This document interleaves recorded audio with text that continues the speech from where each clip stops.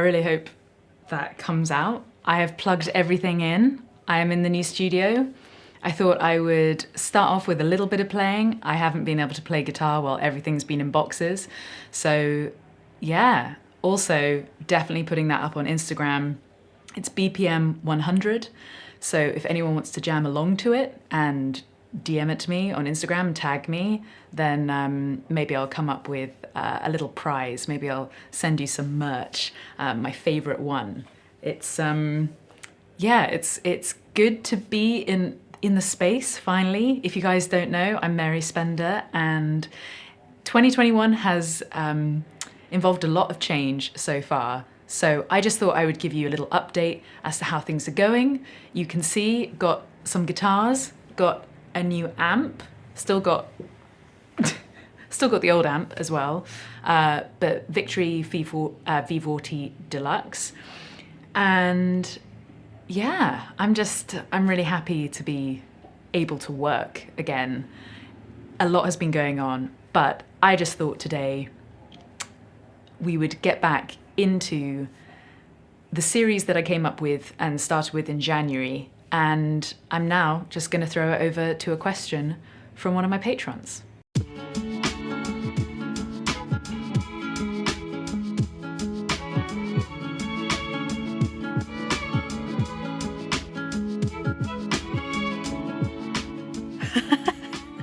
Look how dramatic the lighting is. Sunglasses on, sunglasses off. I might be squinting somewhat. Darren asks, I have a mismatch between my desire to make music and the energy to put into it. Any tricks to put them on the same playing field? Well, I imagine you want to up your energy so that you can make music. I think you have to decide, is it something you really, really want to do? The car agrees. There is definitely a dissonance sometimes between wanting to do something and then actually getting it done and be the one doing it, because it's hard and it's challenging and it's scary too. So you kind of have to ask yourself, do I actually want to do this, or am I just making myself feel bad about wanting to do something because I see other people doing it?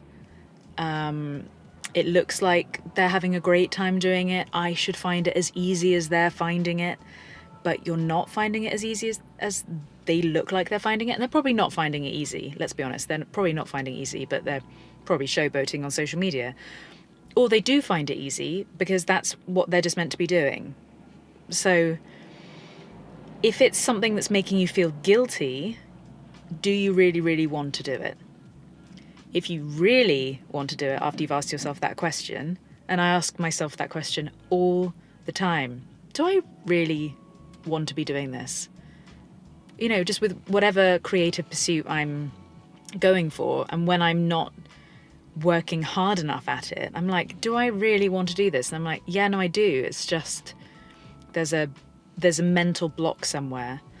So if you want to make more music, then you have to sit down and make more music. There isn't really a hack to it. You have to just sit down and you have to make some rubbish music. So you don't have to make the music, then market the music, then release the music, and then make a career out of the music. You just have to sit down and make the music. And then you go from there. Once you've built that habit of actually sitting down and getting the ball rolling, means that you just get more and more creative. So you really just have to sit your ass down, if I put it bluntly. Okay, so Darren, I really, really hope that answers your question. And I love how you said, P.S. coffee is not an option. Coffee helps though. What I've found is I work best in the morning. I have to do 4 things in the morning. I have to drink coffee. I have to check in on my business and analyze some stuff, because I'm weirdly data-driven. Then I have to play guitar while I'm sipping that coffee. And then I have to go and work out. If I don't do it in that order, if I do it out of order, I will feel anxious about the other one of those things that I haven't yet done. And then I get on with actual work after I'm ready for the day. And yeah, if I get those 4 things done, then I actually win my day. So try and create your own perfect day. And if that means you have to wake up an hour earlier to just sit down and just have some quiet time and just put headphones on and just listen to what maybe you made the day before, then that's a way to do it. So I hope that answered your question, Darren. Now I'm going to take you back in time to the old studio because I have a guitar story for you. Your guitar stories. This story comes from Steve. It is titled 1958 Gretsch Single Anniversary. Hi Mary, I'd like to tell you the story of my late father's 58 Gretsch Single Anniversary, if I may. Oh, you may. He bought this guitar in 1958-59 as a young aspiring professional musician in New York City when he was about 22. See the first black and white picture. He mainly played jazz in function bands in and around the New York City bars and club circuit and did a lot of work opening for named artists who were doing promotions for singles, including Aaron Neville, the Isley Brothers and the Platters, amongst others. It is also believed to have been involved in the sessions for the Flamingos cover version of I Only Have Eyes for You in 1959, but I don't have definite proof of that yet, as he did quite a bit of undocumented session work as well in the city. There is a likelihood that this guitar may have appeared on other records of the time. I know, it is a bit devastating to hear of all the stories of all the session musicians who just never got credited, so I'm sorry that happened, but also the potential history is amazing. Fast forward to 1970-71, and while he was leaving a show somewhere at a small venue, the guitar had been leant against the side of a car. No. Not in a hard case. No!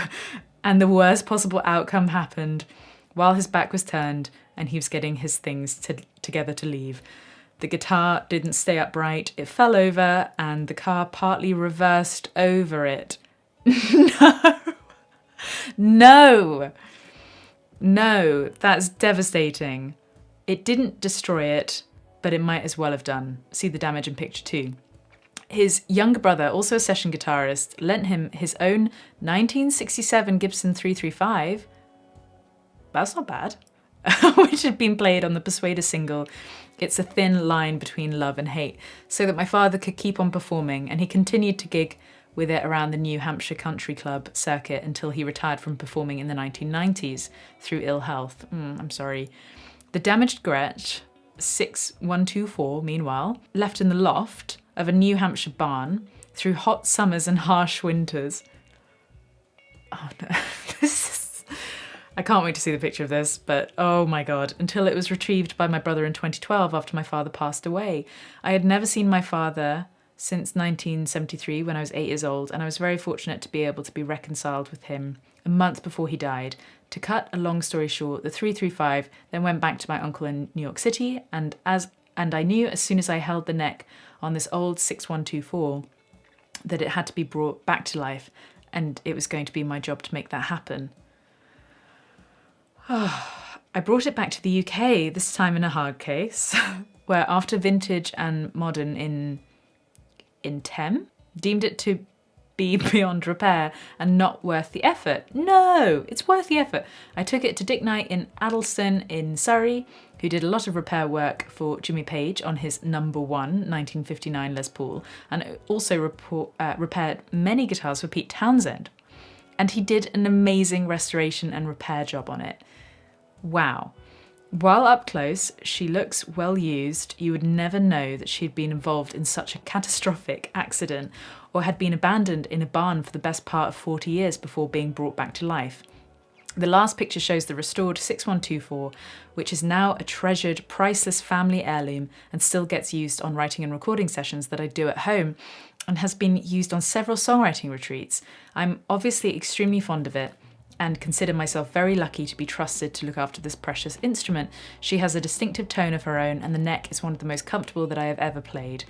My understanding is that there may be as few as 30 of these instruments of this age with the single PAF Filtertron pickup and ebony fretboard left in the world.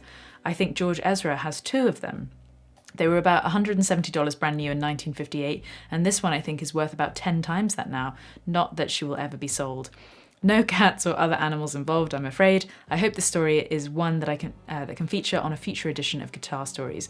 Best of luck with your YouTube channel and your career. Kind regards, Steve Hunt. Steve! What an incredible story. Oh, wow. So that's your pa. He was 22. Wow. Can you imagine New York City when you're 22 playing those shows in those days? My God. Oh my God. Wow.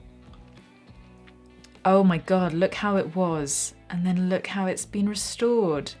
What a great job.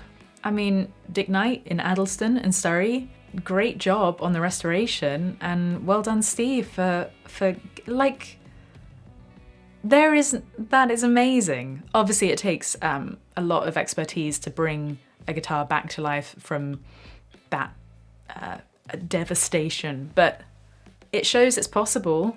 It just, oh my God. Wow. Thank you, Steve. Thank you so much for your story.